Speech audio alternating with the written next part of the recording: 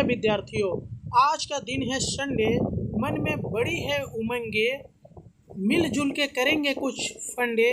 कक्षा 11वीं के विद्यार्थियों के लिए हिंदी का गजल का लेकर आया हूँ क्वेश्चन आंसर। आपको पीडीएफ भी मिलेगा कुछ टर्म्स एंड कंडीशन पर। आपको जाना है वीडियो के डिस्क्रिप्शन पर, वहीं पर मिलेगा आपको मेरा व्हाट्सएप नंबर जो ले जाएगा आपको पीडीएफ तक। बिना वक्त गंवाए हुए चलिए शुरू करते हैं वीडियो को फटाफट।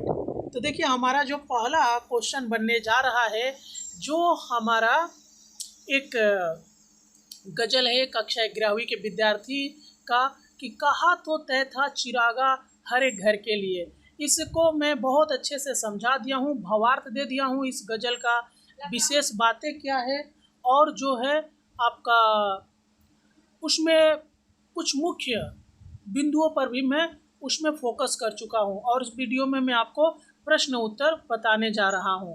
चलिए देखिए, हमारा पहला प्रश्न क्या है कि दुष्यंत कुमार की गजल साये में धूप में राजनीतिज्ञों की कथनी और करनी के अंतर को किस प्रकार प्रस्तुत किया गया है। तो ध्यान दीजिएगा, कवि दुष्यंत कुमार ने कहा है कि राजनीतिज्ञों ने हर घर के लिए चिराग यानी रोशनी का वादा किया था, लेकिन हकीकत में पूरे शहर के लिए भी एक चिराग नहीं मिला हुआ।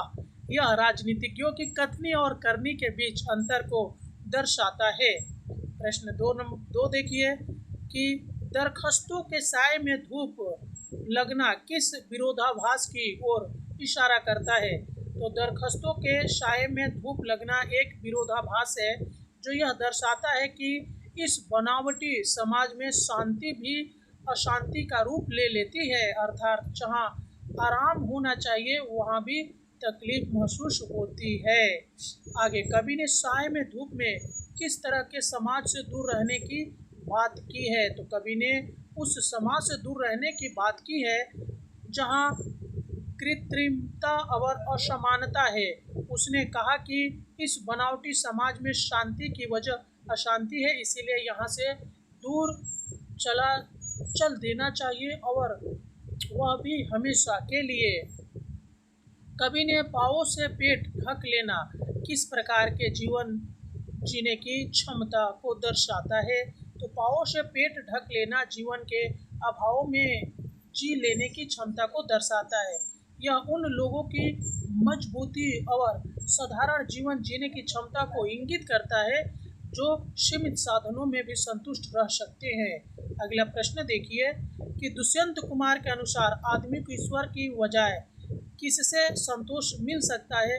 तो दुष्यंत कुमार के अनुसार यदि व्यक्ति को ईश्वर न मिले तो उसे उसके ख्वाब यानी सपने से संतोष मिल सकता है। सपनों में उसे कोई हसीन नज़ारा देखने को मिल सकता है और वही उसके लिए पर्याप्त होगा।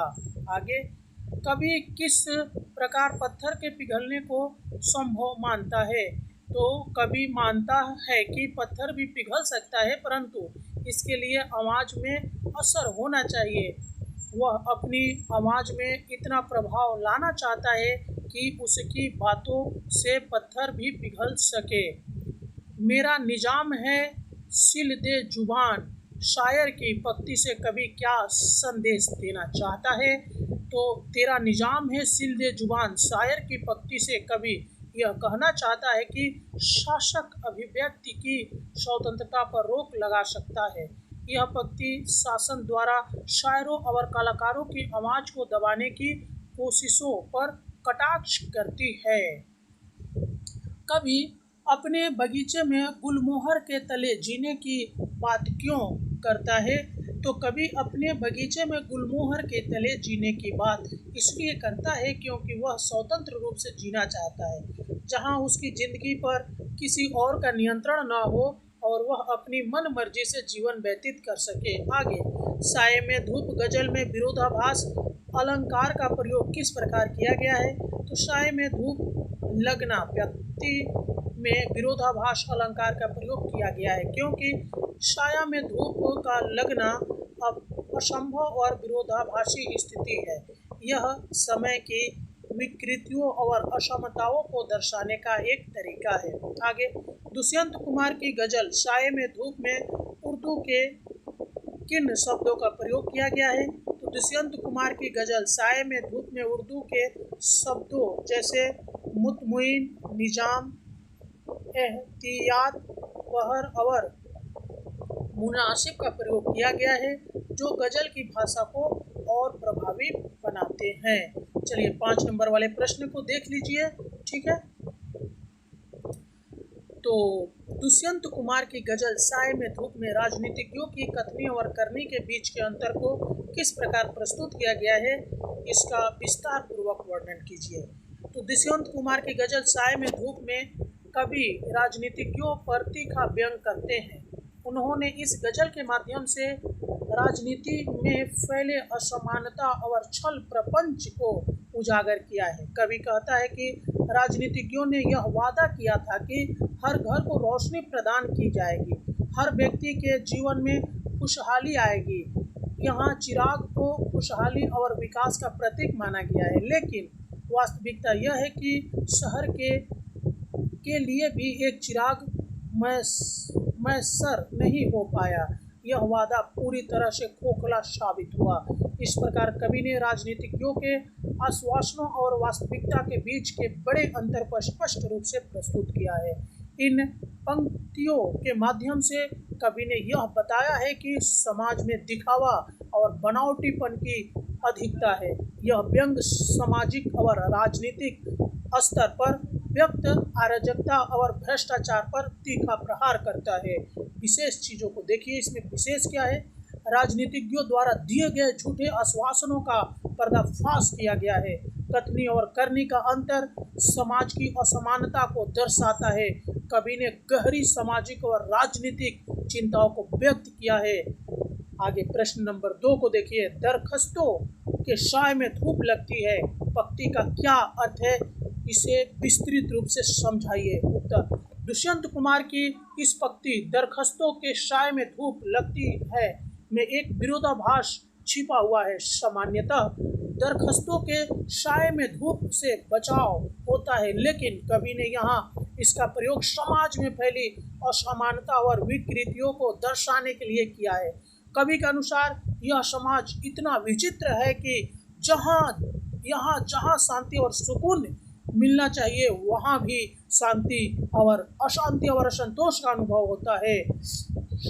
साया यानी छाया को हम आमतौर पर सुख, शांति और आराम का प्रतीक मानते हैं, जबकि धूप को तकलीफ, परेशानी या चुनौती का प्रतीक माना जाता है। कवि ने कहा है कि इस समाज में स्थिति इतनी जटिल और असामान्य है कि पेड़ों की छाया में भी धूप महसूस होती है। यह स्थिति विरोधाभासी है और समाज में व्याप्त आडंबर को उजागर करती है। विशेष क्या है इसमें? इस पंक्ति में विरोधाभास अलंकार का सुंदर प्रयोग किया गया है। यह पंक्ति समाज की असमानता, अराजकता और बनावटीपन की स्थिति पर तीखा कटाक्ष करती है। समाज की अस्वस्थता और अशांति का प्रतीकात्मक रूप में चित्रण किया है। प्रश्न 3 देखिए। न हो कमीज तो पाँव से पेट ढक लेंगे, पंक्ति से कवि क्या संदेश देना चाहता है, इसका विस्तार से वर्णन कीजिए। तो न हो कमीज तो पाँव से पेट ढक लेंगे, पंक्ति में कवि ने अभाव से भी जीने की कला को प्रस्तुत किया है। दुष्यंत कुमार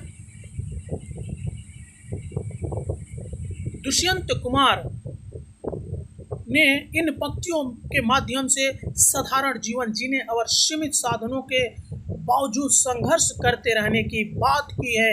यह पंक्ति बताती है कि भले ही हमारे पास साधनों की कमी हो, फिर भी हम परिस्थितियों के अनुसार ढलकर जीवन जी सकते हैं। कवि इस पंक्ति से उन लोगों को मानसिकता और जटिलता को दर्शाता है जो कठिन परिस्थितियों में भी हार नहीं मानते और अपनी रचनात्मकता से समस्याओं का हल ढूंढते हैं। यह समाज के साधारण और निम्न वर्ग के लोगों की संघर्षशीलता और सहनशीलता को दर्शाने वाली पंक्ति है। कवि ऐसे लोगों को जीवन के सफल के लिए उपयुक्त मानता है, क्योंकि ये लोग कठिनाइयों से घबराते नहीं बल्कि उनका सामना करते हैं। विशेष देखिए, पंक्ति समाज के अभावग्रस्त और संघर्षशील लोगों की जटिलता को दर्शाती है। यह पंक्ति कमीज के प्रतीकात्मक प्रयोग के माध्यम से गरीबी और कठिनाइयों के बावजूद जीवन जीने की कला सिखाती है। साधारण जीवन जीने की शक्ति को महत्व दिया गया है। प्रश्न, खुदा नहीं ना सही, आदमी का ख्वाब सही, पंक्ति का क्या महत्व है? इसके आधार पर कवि की सोच का विश्लेषण कीजिए। तो दुष्यंत कुमार की यह व्यक्ति गहरे दार्शनिक और जीवन परक विचारों को व्यक्त करती है। खुदा नहीं न सही, व्यक्ति आदमी का ख्वाब सही। पंक्ति का अर्थ यह है कि भले ही ईश्वर का अस्तित्व न हो, लेकिन मनुष्य के सपने उसे प्रेरित करते हैं और जीने का मकसद देते हैं।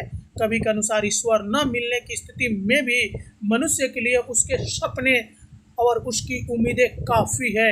यह पंक्ति जीवन में उम्मीदों और सपनों की महत्ता को दर्शाती है।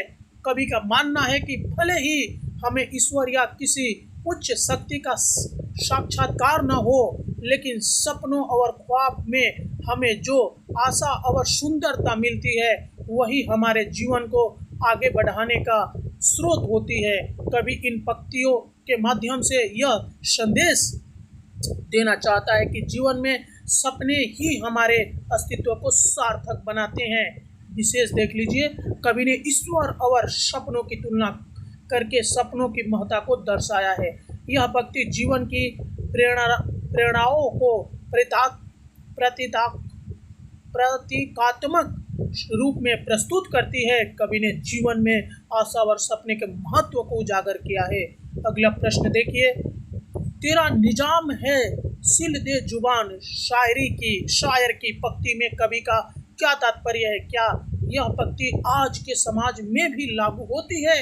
तेरा निजाम है दिल सिल दे जुबान, शायर की पंक्ति में दुष्यंत कुमार ने शासकों द्वारा अभिव्यक्ति की स्वतंत्रता पर लगाई जाने वाली रोक पर व्यंग किया है।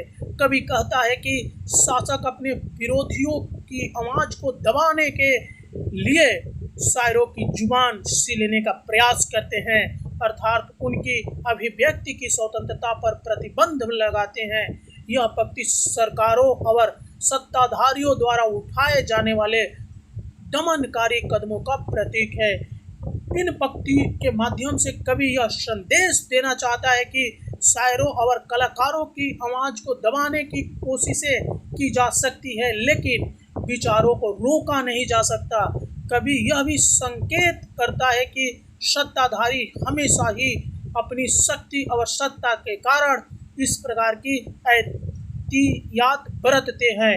यह पंक्ति आज के समाज में भी उतनी ही प्रासंगिक है, जहां अक्सर सरकारें या सत्ता में बैठे लोग अभिव्यक्ति की स्वतंत्रता पर पाबंदी लगाने की कोशिश करते हैं, चाहे वह मीडिया हो, लेखक हो या कलाकार।